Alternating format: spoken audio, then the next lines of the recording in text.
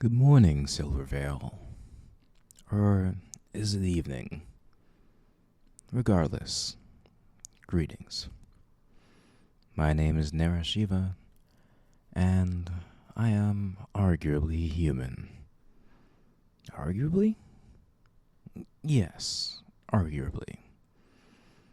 We already went over that argument in episode 1, so let's try something new.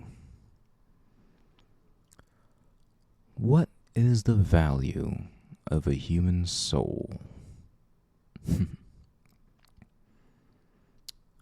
Well, before we get into this, I'm going to let you know no, I'm not going to quantify it in some sort of numerical value because we've already talked about how the way humans measure things in their world with their inches and whatnot is skewed, at least in this humble fox's perspective. But how do we value a human soul? Well, let's take the human aspect out of it, because let's just say, how do we value a soul? And we'll go from there. All right? How to value a soul? Well, I believe it's all a matter of which perspective that you attach yourself to, and also the definition of soul. For right now, let's just say soul is equal to life, a living being moving through what I like to call meat space.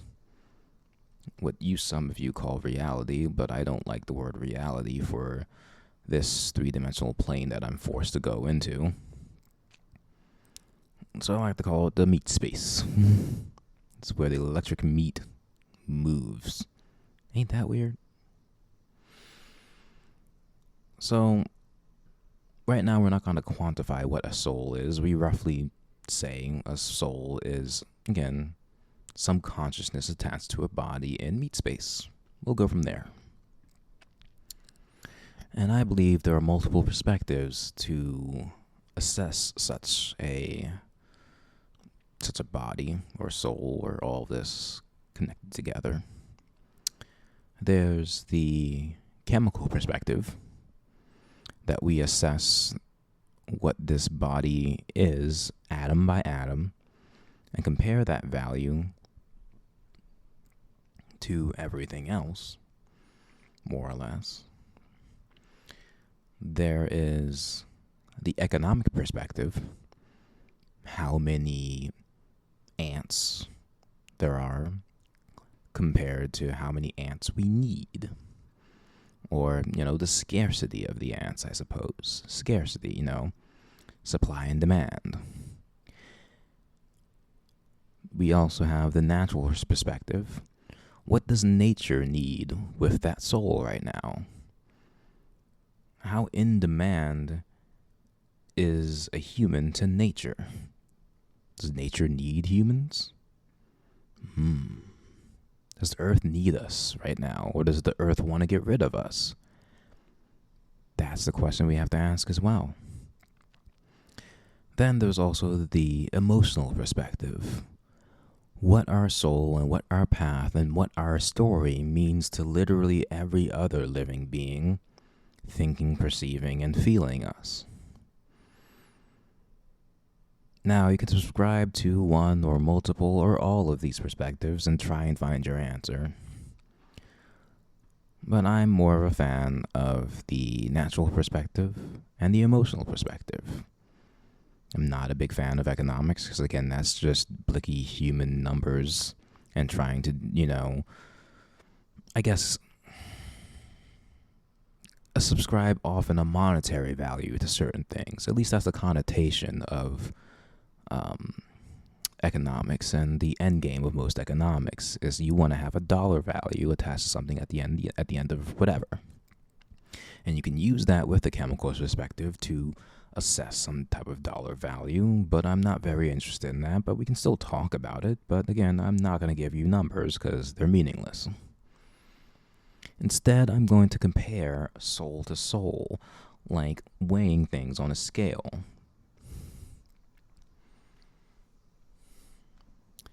And I think a story that everyone would love, or at least to talk about, at least maybe a bit more, is the story of the dear departed Harambe. Oh, yes, we're getting back into that again. 2016, baby. Oh, rip Harambe.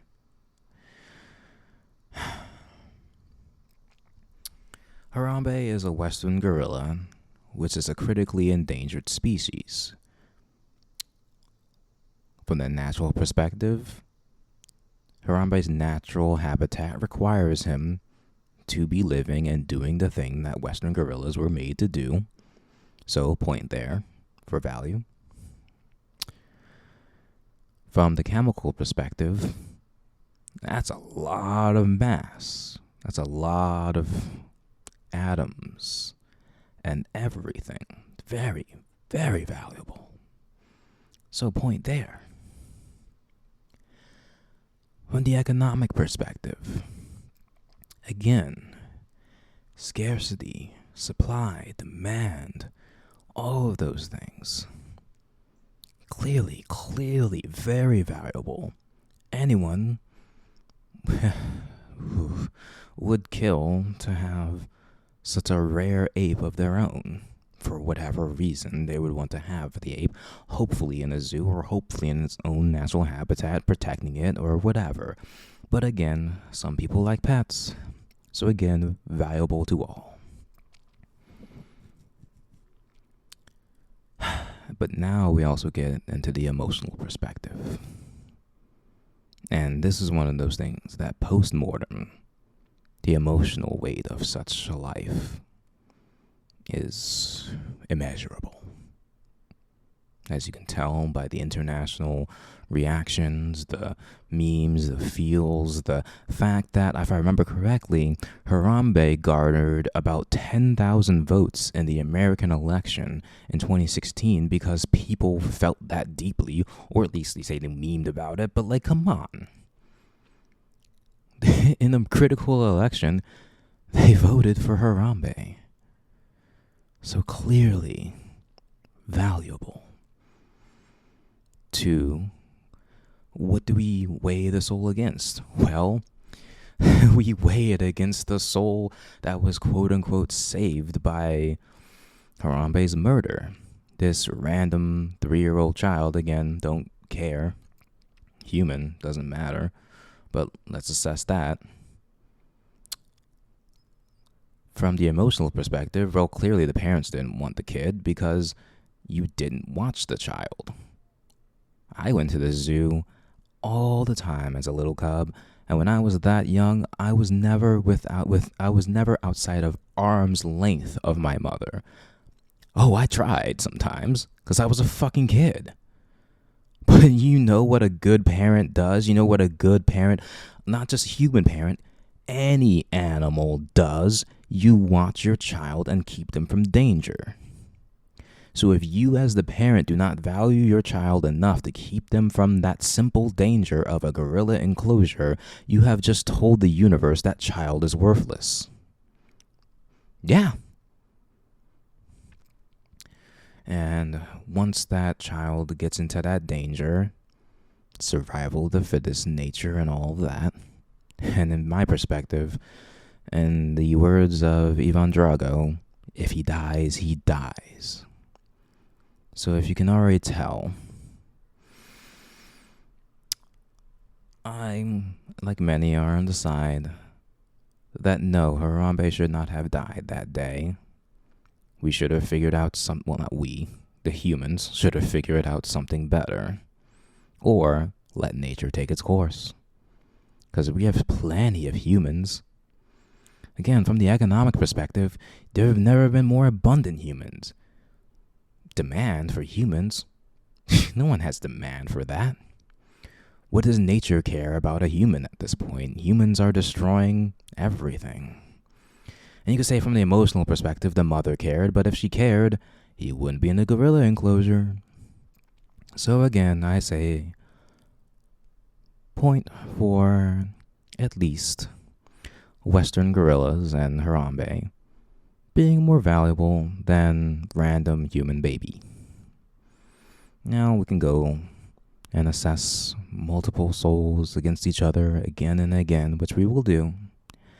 But at least for now, that's how I feel. So again, this is Nara Shiva, arguably human, and I love you. Bye.